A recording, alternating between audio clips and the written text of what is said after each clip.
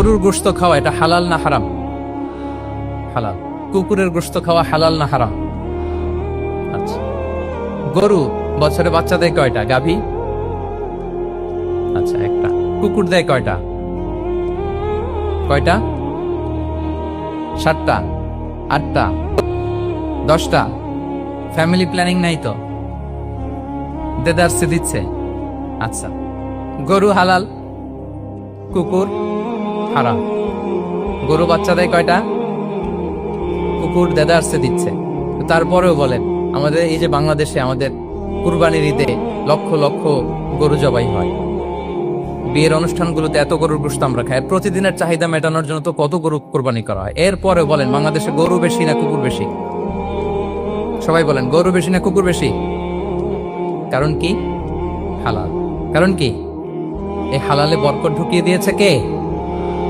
তাহলে if there is no concept of halal and haram, there is no Islamic lifestyle. প্রথম core value of Islamic lifestyle হচ্ছে আপনাকে হালাল দিয়ে আপনার জীবনকে সাজাতে হবে। লা ইয়াদখুলুল জান্নাতা জাসাদুন গুযিয়া বিল হারাম। হারাম খেয়ে বর্ধিষ্ণু যে দেহ, সে দেহ আল্লাহর জান্নাতে প্রবেশ করবে না। মানে whatever you consume, it should be হালাল। এটা হালাল হইতে হবে।